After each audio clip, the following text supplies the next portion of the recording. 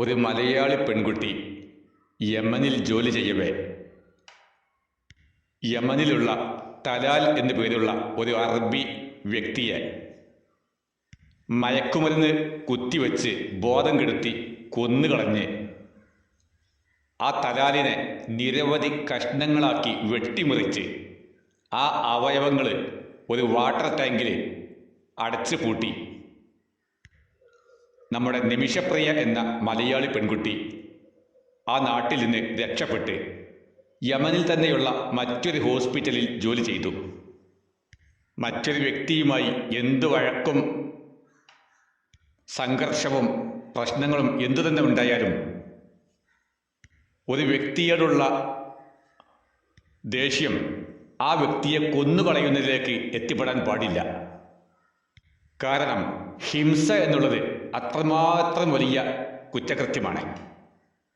നമ്മുടെ നാട്ടിലൊക്കെ ചെയ്യുന്ന പോലെ, നമ്മുടെ നോർത്ത് ഇന്ത്യയിലൊക്കെ ചെയ്യുന്ന പോലെ ജാതിയും മതവും ചോദിച്ച് എന്തൊക്കെയോ ഭാരതീയ മന്ത്രങ്ങൾ ഉരുവിടാൻ ആവശ്യപ്പെട്ട് അത് ഉരുവിടാത്തവരെ വെട്ടിക്കൊല്ലുക, അടിച്ചു കൊല്ലുക, അല്ലെങ്കിൽ പശുവിൻ്റെ മാംസം ഉണ്ടെന്ന് ആരോപിച്ചുകൊണ്ട് വെട്ടിക്കൊല്ലുക എന്നിങ്ങനെയുള്ള കൊലപാതകങ്ങൾ നമ്മുടെ നാട്ടിൽ പലപ്പോഴും കാണുന്നതും കേൾക്കുന്നതുമാണ്.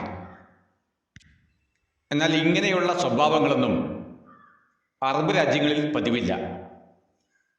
കാരണം ഹിംസ, കൊലപാതകം എന്നുള്ളത് അത്ര വലിയ കുറ്റകൃത്യമാണ് അറബ് രാജ്യങ്ങളിൽ. എന്തായാലും 2017 സംഭവിച്ച നിമിഷപ്രിയ എന്ന വ്യക്തിയിൽ നിന്ന് സംഭവിച്ച ഒരു കുറ്റം, അതായത് യമൻ സ്വദേശിയായ തലാൽ എന്ന വ്യക്തിയെ നിമിഷപ്രിയ വെട്ടിമുറിച്ച് കഷ്ണങ്ങളാക്കി. ആദ്യം എന്തോ മയക്കുമരുന്ന് കുത്തിവെച്ച്, അതായത് നിമിഷപ്രിയ ഒരു നഴ്സാണ്, സ്വാഭാവികമായിട്ടും എന്തോ ആവശ്യത്തിന് അല്ലെങ്കിൽ ചികിത്സാ ആവശ്യാർത്ഥം ഇഞ്ചക്ഷൻ ചെയ്യുന്ന പോലെ അഭിനയം ചെയ്യാവുന്നതാണ്. അങ്ങനെ കൊലപ്പെടുത്തി തലാൽ എന്ന വ്യക്തിയെ നിരവധി കഷ്ണങ്ങളാക്കി വെട്ടിമുറിച്ച്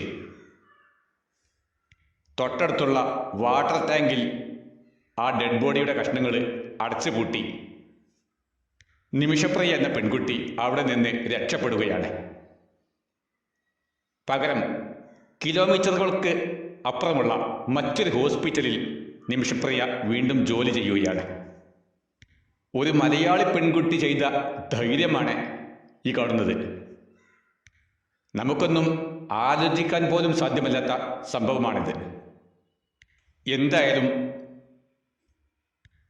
കാലം നീളെ ചൊല്ലുമ്പോൾ സത്യാവസ്ഥ വെളിച്ചത്താവും എന്ന പോലെ 2017 സംഭവിച്ച ആ കുറ്റകൃത്യത്തിൻ്റെ ക്രിമിനൽ ആരാണെന്ന് നിമിഷങ്ങൾക്കകം അല്ലെങ്കിൽ ദിവസങ്ങൾക്കകം തെളിഞ്ഞു. ഉടൻ തന്നെ യമനി പോലീസ് നിമിഷപ്രിയയെ അറസ്റ്റ് ചെയ്തു. കേസ് അവിടെയുള്ള പരമോന്നത കോടതിയിലെത്തുന്നു. നിമിഷപ്രിയയ്ക്ക് നിമിഷങ്ങൾക്കകം വധശിക്ഷ വിധിക്കുന്നു. കാരണം അത്ര വലിയ കുറ്റകൃത്യമാണ് അവൾ ചെയ്തത്. ഈ 2025 ജൂലൈ മാസത്തിൽ 16-ാം തീയതി നിമിഷപ്രിയയുടെ വധശിക്ഷ നടപ്പാക്കാൻ തീരുമാനിക്കപ്പെട്ടു. പക്ഷേ ഈ ഒരു സംഭവം കൊല്ലങ്ങൾ കഴിഞ്ഞിട്ടും നമ്മുടെ കേന്ദ്ര ഗവൺമെൻറ് യമനി നിയമ വിദഗ്ധരുമായിട്ടോ അല്ലെങ്കിൽ അവിടെയുള്ള സർക്കാരുമായിട്ടോ ഒരു ചർച്ച പോലും വേണ്ട പോലെ ചെയ്തിട്ടില്ല എന്നതാണ് സത്യം. ഇവിടെ എനിക്ക് പറയാനുള്ളത് 2 കാര്യങ്ങളാണ്. അതായത് ഒന്ന്, നമ്മുടെ കേന്ദ്ര സർക്കാരിൻ്റെ ഇടപെടലിലുള്ള പരാജയം. മറ്റൊന്ന്, കഴിഞ്ഞ വർഷം റഹീം എന്ന വ്യക്തി ഇതുപോലെ മറ്റൊരു കേസിൽ അകപ്പെട്ട് വധശിക്ഷയ്ക്ക് വിധേയമാക്കപ്പെട്ടപ്പോൾ മോചനത്തിനു വേണ്ടി കുടുംബം ആവശ്യപ്പെട്ട 34 കോടി രൂപ നമ്മുടെ കേരളീയർ പിരിവ് നടത്തി അദ്ദേഹത്തിന് കൊടുത്തു. അതോടുകൂടി റഹീമിൻ്റെ വധശിക്ഷയിൽ നിന്ന് റഹീം രക്ഷപ്പെട്ടു. എന്നാൽ എന്തുകൊണ്ടാണ് ഇവിടെ നിമിഷപ്രിയയ്ക്ക് വേണ്ടി ഇത്രയും വർഷങ്ങൾ കഴിഞ്ഞിട്ടും 2017 സംഭവിച്ച ഈ കുറ്റകൃത്യത്തിന് 2025 വരെ നീണ്ടിട്ടും ആരും പണം പിരിച്ചു നൽകുകയോ അല്ലെങ്കിൽ തലാലിൻ്റെ കുടുംബവുമായി ചർച്ച ചെയ്ത് നഷ്ടപരിഹാര തുക എത്ര കോടി വേണമെങ്കിലും പിരിവ് നടത്തി നൽകാമെന്നൊരു തീരുമാനത്തിലേക്ക് എത്താൻ വേണ്ടി ആരും ശ്രമിക്കുകയോ ചെയ്യാത്തത് എന്തുകൊണ്ടാണ്? ഇതിനെയാണ് പലരും വർഗീയമായി പരാമർശിക്കുന്നത്, എടുത്തു പറയുന്നത്. അതായത് റഹീം ഒരു മുസ്ലിം ആയതുകൊണ്ട് കേരളീയർ പിരിവ് നടത്തി അവനെ രക്ഷപ്പെടുത്തി. അവൻ പൂർണ്ണമായി രക്ഷപ്പെട്ട് നമ്മുടെ രാജ്യത്ത് തിരിച്ചെത്തിയിട്ടില്ല എങ്കിലും തൽക്കാലം വധശിക്ഷയിൽ നിന്ന് അവൻ കുറ്റവിമുക്തനായി. ഈ ഒരു ഇടപെടൽ എന്തുകൊണ്ട് നിമിഷപ്രിയയ്ക്ക് ഉണ്ടായില്ല എന്നതാണ് ഒരു വർഗീയ സ്വഭാവത്തിൽ പലരും ഉന്നയിക്കുന്നത്. സത്യത്തിൽ ഇവിടെ വർഗീയമായി ഒരു വേർതിരിവ് ആരും കാണിച്ചിട്ടില്ല. റഹീമിന് വേണ്ടി നഷ്ടപരിഹാര തുക ലഭിച്ചാൽ കുറ്റവിമുക്തനാക്കാമെന്ന് റഹീമിൻ്റെ വാഹനം ഇടിച്ച് ആകസ്മികമായി മരിച്ച വ്യക്തിയുടെ കുടുംബം ആവശ്യപ്പെട്ടു. കാരണം അത്രമാത്രമുള്ള ചർച്ചകളും രണ്ട് രാജ്യങ്ങളുടെയും ഇടപെടലുകളും അവിടെ സംഭവിച്ചു. എന്നാൽ അതുപോലെയുള്ള ഒരു ഇടപെടൽ നിമിഷപ്രിയയുടെ കാര്യത്തിൽ ഉണ്ടായിട്ടില്ല. നമുക്കറിയാം, രണ്ട് രാജ്യങ്ങൾ തമ്മിലുള്ള ഇത്തരം ചർച്ചകളും ഇടപെടലുകളും നമുക്ക് വ്യക്തികൾക്ക് നേരിട്ട് ചെയ്യാൻ സാധിക്കുന്നതല്ല. അത് രണ്ട് രാജ്യങ്ങളുടെയും കേന്ദ്ര സർക്കാരുകൾ തമ്മിലാണ് ചർച്ച ചെയ്യേണ്ടത്.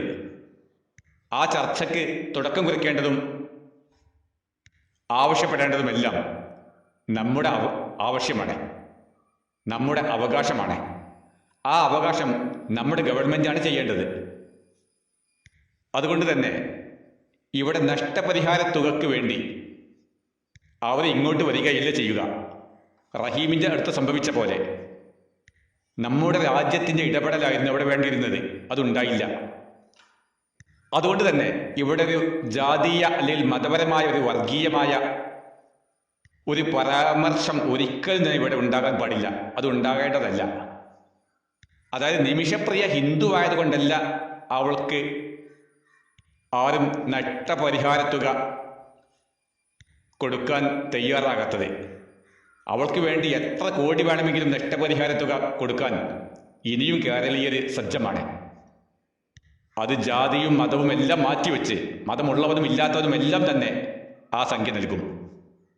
പക്ഷേ ആ നഷ്ടപരിഹാര തുക നൽകിയാൽ ഞങ്ങൾ നിമിഷപ്രിയയെ വധശിക്ഷയിൽ നിന്ന് ഒഴിവാക്കാമെന്ന് യമനി സർക്കാരും ആ തലാലിൻ്റെ കുടുംബവും സമ്മതിക്കണം. അതുവേണ്ട ഇടപെടൽ നമ്മുടെ രാജ്യത്ത് നിന്ന് ഉണ്ടാകേണ്ടതാണ്, അതുണ്ടായില്ല. ഇനി മറ്റൊരു കാര്യം, റഹീമിൻ്റെ കുടുംബവുമായി അല്ലെങ്കിൽ റഹീമിൻ്റെ കൊലപാതകവുമായിട്ട് നിമിഷപ്രിയയുടെ കൊലപാതകം തുലനം ചെയ്യാൻ സാധ്യമല്ല. കാരണം രണ്ടും രണ്ട് രൂപത്തിലുള്ളതാണ്. റഹീം ചെയ്തത് കരുതിക്കൂട്ടിയുള്ള ഒരു കൊലപാതകമല്ല. തൻ്റെ വാഹനം ആകസ്മികമായി അപ്രതീക്ഷിതമായി ഒരു കുട്ടിയുടെ മേൽ ഇടിച്ചു കയറുന്നു, കുട്ടി തൽക്ഷണം മരിക്കുന്നു. കാര്യം അങ്ങനെയാണെങ്കിലും അവിടെയുള്ള സർക്കാർ റഹീമിന് വധശിക്ഷ വിധിക്കുകയും ചെയ്യുന്നുണ്ട്. എന്നാൽ നിമിഷപ്രിയ ചെയ്തത് അങ്ങനെയല്ല. നിമിഷപ്രിയക്ക് തലാൽ എന്ന വ്യക്തിയുമായിട്ടുള്ള വൈരാഗ്യം, അതായത് അവർ തമ്മിലുള്ള എന്തോ അശ്ലീല ബന്ധങ്ങളും പെരുമാറ്റങ്ങളും, അത്രയും എടുത്തു പറയാൻ പറ്റാത്ത ചില കാര്യങ്ങളാണ് നിമിഷപ്രിയയെ ഒരു കൊലപാതകിയാക്കിയത്. അപ്പോൾ സ്വാഭാവികമായും നിമിഷപ്രിയ ചെയ്തത് ആകസ്മികമായി സംഭവിച്ച കൊലപാതകമല്ല. മരുന്ന് ഇഞ്ചക്ട് ചെയ്ത് ബോധം കെടുത്തുന്നു, ശേഷം കഴുത്ത് വെട്ടിമുറിക്കുന്നു, അവയവങ്ങളെല്ലാം കഷ്ണം കഷ്ണമാക്കുന്നു. അതായത് ഒരു ഇറച്ചിക്കടയിൽ ഇറച്ചി വെട്ടുകാരൻ എങ്ങനെയാണോ ഒരു പോത്തിൻ്റെ ഒരു ആടിൻ്റെ വിവിധ ഭാഗങ്ങൾ കഷ്ണമാക്കുന്നത് എന്ന പോലെ കഷ്ണങ്ങളാക്കുന്നു. എന്നിട്ടൊരു വാട്ടർ ടാങ്കിൽ അടച്ചു പൂട്ടി നിമിഷപ്രിയ നിമിഷങ്ങൾക്കകം രക്ഷപ്പെടുന്നു. ഇവിടെ രണ്ട് കുറ്റവാളികളും രണ്ട് ഗ്രേഡിലാണ് കിടക്കുന്നത്. അതായത് നിമിഷപ്രിയ കരുതിക്കൂട്ടി ചെയ്ത കൊലപാതകമാണ്. അതുകൊണ്ടാണ് കേരളത്തിലെ നിരവധി ഹൈന്ദവർ പോലും നിമിഷപ്രിയയോട് അത്രത്തോളം സഹതാപം തോന്നുന്നവരല്ല. ഒരു അന്യരാജ്യത്ത് പോയി അങ്ങനെയൊന്നും ചെയ്യാൻ പാടില്ലായിരുന്നു എന്നാണ് നിരവധി ഹൈന്ദവർ പോലും പറയുന്നത്. എന്തായാലും നിമിഷപ്രിയക്ക് മോചനം ലഭിക്കട്ടെ എന്ന് തന്നെയാണ് നമ്മുടെയും പ്രാർത്ഥന. കാരണം എന്തെന്ന് വെച്ചാൽ, തലാലിനെ കരുതിക്കൂട്ടി കൊന്നതിന് പകരം നിമിഷപ്രിയയെ തിരിച്ചു കൊന്നാൽ അതുകൊണ്ട് തലാലിൻ്റെ കുടുംബത്തിന് ഒരു ഗുണവും ലഭിക്കാൻ പോകുന്നില്ല. അതുകൊണ്ട് നഷ്ടപരിഹാര തുക ആവശ്യപ്പെട്ടെങ്കിലും നിമിഷപ്രിയയെ വെറുതെ വിട്ടേക്കണം എന്ന് തന്നെയാണ് നമ്മുടെ താല്പര്യം. പക്ഷെ ഇതിലൊരു പാഠമുണ്ട്. നമ്മുടെ രാജ്യം വിട്ട് മറ്റേതെങ്കിലും ഒരു രാജ്യത്ത് പോയിട്ട് ഇത്ര വലിയ കുറ്റകൃത്യങ്ങളൊക്കെ ചെയ്യുമ്പോൾ അതിൻ്റെ ഭാവി പ്രത്യാഘാതങ്ങൾ എന്തൊക്കെ ഉണ്ടാകുമെന്ന് ആലോചിക്കുന്നത് ഇനിയെങ്കിലും ഉള്ളവർക്ക് നല്ലതാണ്. എന്തായാലും നമ്മുടെ സർക്കാരുകൾക്കൊന്നും ചെയ്യാൻ കഴിയാത്തൊരു കാര്യം, ഈ 2025 ജൂലൈ 16 വധശിക്ഷയ്ക്ക് വിധിക്കപ്പെടുന്ന നിമിഷപ്രിയയ്ക്ക് വേണ്ടി നമ്മുടെ ഉസ്താദ് ബഹുമാനപ്പെട്ട കാന്തപുരം AP അബൂബക്കർ മുസ്ലിയാർ, ആ മഹാനായ ഉസ്താദ് ഈ വിഷയത്തിൽ ഇടപെട്ട്, അത് നമ്മുടെ ചാണ്ടി ഉമ്മൻ്റെ നിർദ്ദേശപ്രകാരമാണെങ്കിലും, കാരണം ചാണ്ടി ഉമ്മൻ അറിയാം ഇത് ആര് ഇടപെട്ടാലാണ് ഇതിന് പരിഹാരത്തിന് സാധ്യത തെളിയുക എന്ന് അദ്ദേഹത്തിന് നന്നായിട്ട് അറിയാം. അതുകൊണ്ടാണ് അദ്ദേഹം സർക്കാർ മാർഗത്തിലൂടെ സഞ്ചരിക്കാതെ ഒരു ആത്മീയ മാർഗത്തിലേക്ക് ഈ ദിശ തിരിച്ചത്. അങ്ങനെ നമ്മുടെ ഉസ്താദ് ആ കാര്യത്തിൽ ഇടപെട്ട് യമനിയിലെ ഒരു പ്രധാന ആത്മീയ നേതാവായ, അദ്ദേഹത്തിൻ്റെ ഒരു പരിചയക്കാരനും കൂടിയായ മഹാപണ്ഡിതനോട് ഈ കാര്യങ്ങളെല്ലാം സംസാരിക്കുന്നു. എങ്ങനെയെങ്കിലും നിമിഷപ്രിയയെ വധശിക്ഷയിൽ നിന്ന് ഒഴിവാക്കി രക്ഷപ്പെടുത്തണമെന്നുള്ള ഒരു അഭ്യർത്ഥന, അതിനുവേണ്ടി എന്ത് ഇടപെടലുകളും ചെയ്യാൻ യമനിലെ ആ ആത്മീയ നേതാവ് തയ്യാറാകണമെന്ന് നമ്മുടെ കാന്തപുരം AP അബൂബക്കർ ഉസ്താദ് ആവശ്യപ്പെടുന്നു. ആ രണ്ട് ഉസ്താദുമാരുടെ താല്പര്യപ്രകാരം മാത്രം നാളെ വധശിക്ഷയ്ക്ക് വിധിക്കപ്പെടുന്ന ആ വ്യക്തിക്ക് വേണ്ടി ഇന്നലെയും ഇന്നുമായിട്ട് അവിടെയുള്ള പരമോന്നത കോടതിയിൽ ചർച്ച നടക്കുകയാണ്. എന്തായാലും ആ ചർച്ച വിജയിക്കട്ടെ എന്ന് പ്രത്യാശിക്കുന്നതോടൊപ്പം ആ വധശിക്ഷയിൽ നിന്ന് അവളെ ഒഴിവാക്കി നഷ്ടപരിഹാര തുക എത്രയാണോ ആവശ്യപ്പെടുന്നത് അത് നിമിഷയ്ക്ക് വേണ്ടി നിമിഷങ്ങൾക്കകം കൊടുത്ത് അവളെ വധശിക്ഷയിൽ നിന്ന് ഒഴിവാക്കി സ്വന്തം നാട്ടിലേക്ക്, കേരളത്തിലേക്ക്, പാലക്കാട് ജില്ലയിലേക്ക്, കൊല്ലങ്കോടിലേക്ക് തിരിച്ചെത്താനുള്ള സൗഭാഗ്യമുണ്ടാകട്ടെ എന്ന് ഞാനും ആഗ്രഹിക്കുന്നു. എന്നാൽ അവസാനമായിട്ട് ഒരു കാര്യം മനസ്സിലാക്കേണ്ടത്, നമ്മുടെ സ്വന്തം രാജ്യത്തെ വിവിധ ജയിലുകളിൽ ഒരു വിചാരണ പോലും നടക്കാതെ വർഷങ്ങളോളം നരകിച്ച് ജീവിക്കുന്ന നിരവധി പ്രതികളുണ്ട്.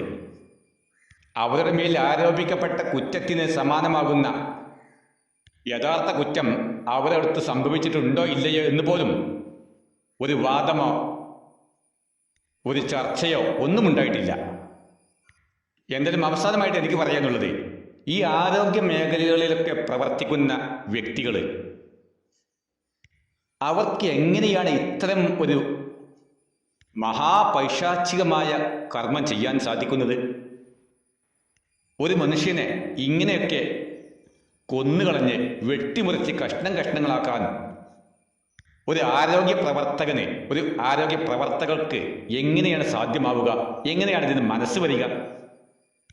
ഇത്തരം ദുഷിച്ച മനസ്സുമായിട്ടാണോ നമ്മുടെ ആരോഗ്യ പ്രവർത്തകർ പാവപ്പെട്ട രോഗികളോട് ഇടപെടുക? അതുകൊണ്ട് നമ്മുടെ മെഡിക്കൽ മേഖലയിലെ വിദ്യാഭ്യാസം അതിൻ്റെ കരിക്കുലത്തിൽ, അതിൻ്റെ സിലബസിൽ അല്പമെങ്കിലും മാനവിക ബോധം സൃഷ്ടിക്കുന്ന പാഠങ്ങളൊക്കെ നൽകേണ്ടതാണ്.